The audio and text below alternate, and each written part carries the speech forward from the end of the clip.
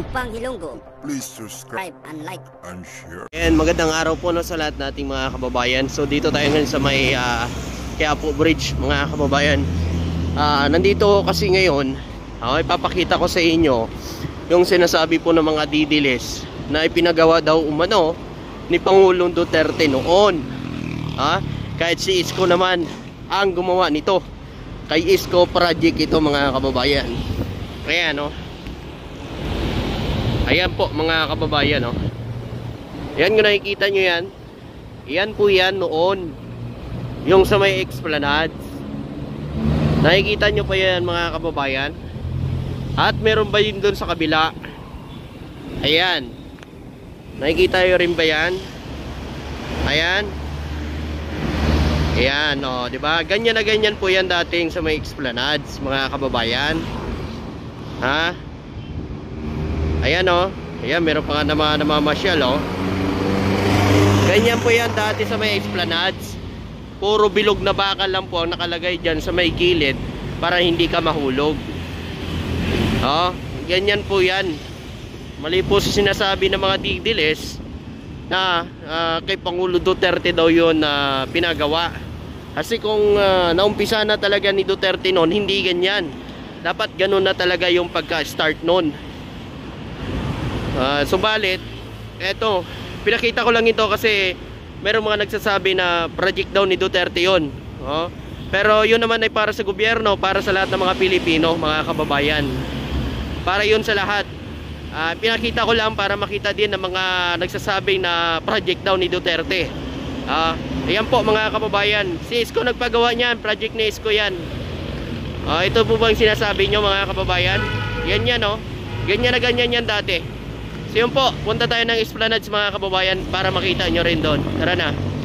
Yan, nandito tayo sa mga Esplanades mga kababayan. So ito yung sinasabi ko kanina po, mga kababayan. Ito yun. Ito yung ginawa ni Isko dati dito. Pero katulad po siya doon sa kabila. Ito, tingnan nyo yung sa ilalim. Ayan. Yan po, nakikita nyo.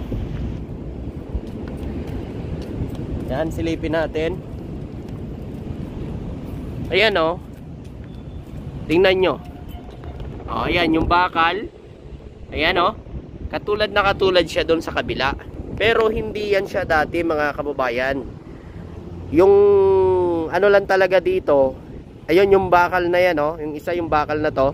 Yan lang. Pero yung semento na yon ay dinagdag na yon para matibay ang pagkagawa. So dinagdagan nila ng simento, no? Para pang protekta lang, ano? So kung makikita nyo yan mga kababayan, at ibang iba kasi doon po mga kababayan, bilog na bakal lang nakalagay lang, no? Na hindi ka mahulog. So ito, iba na to eh. Kung talagang naumpisa ni Duterte ng ganon, hindi sana ganito ang pinagawa niya mga kababayan.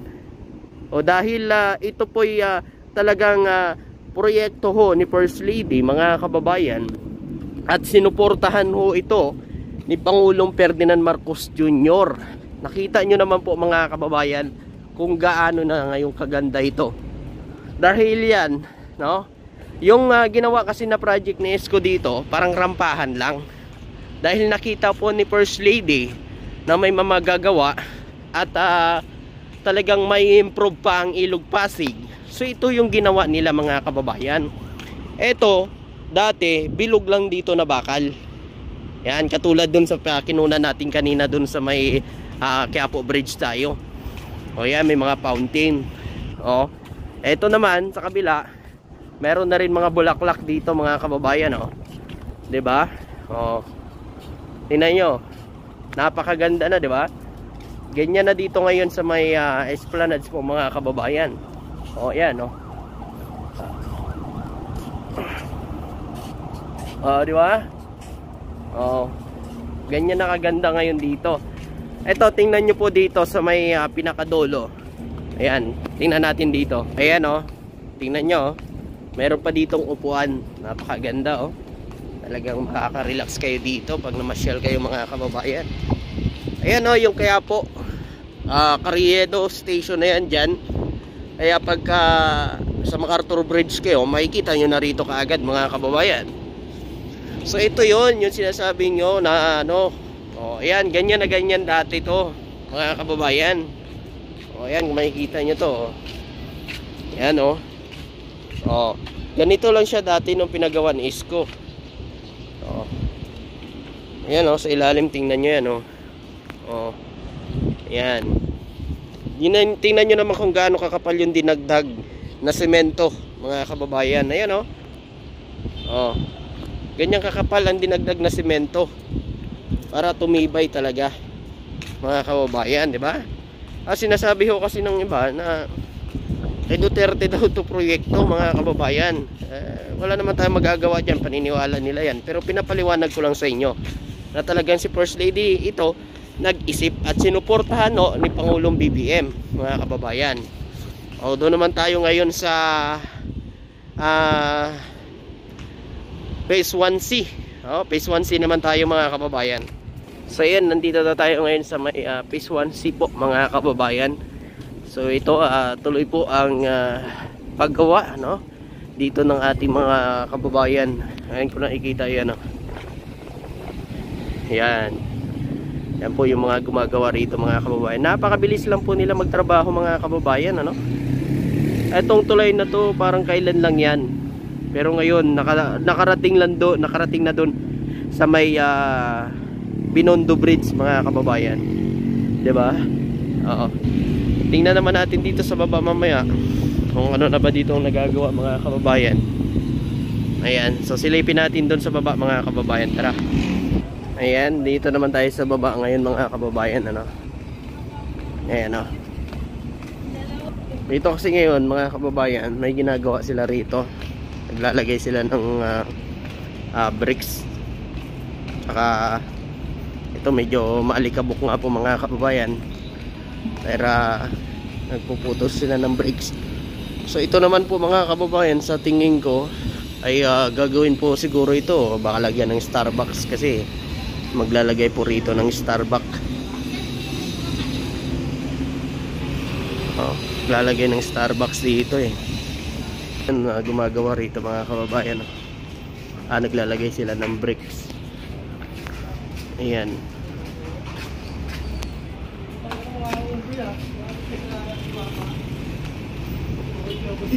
Ayan, so ang dami nila dito guys, oh. Talagang mabilis po ang trabaho nila, ang paglagay ho ng bricks mga kababayan. Lagyan ho nila ito hanggang dun sa dulo, oh. Ito naman yung mga ilalagay dito sa gilid, so naka-ready na rin ito. Ayan, oh. Ayan, oh. Ayan, so grabe, oh. Ito po mga kababayan. Ayan. Ganito na yung sitwasyon ngayon dito. At mabilis lang, no? Ang kanilang gawa dito mga kababayan. Ganon talaga, no? Kapag magaling ang contractor, mabilis ang trabaho. Ayan.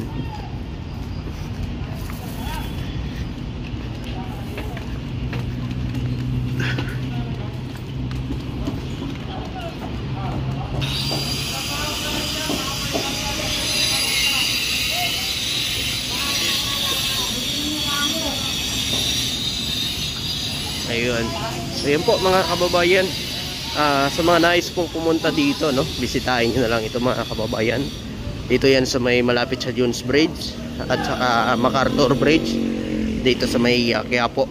So yun po mga kababayan, maraming salamat. Paki-like at share na lang po ng video na ito. Maraming salamat po.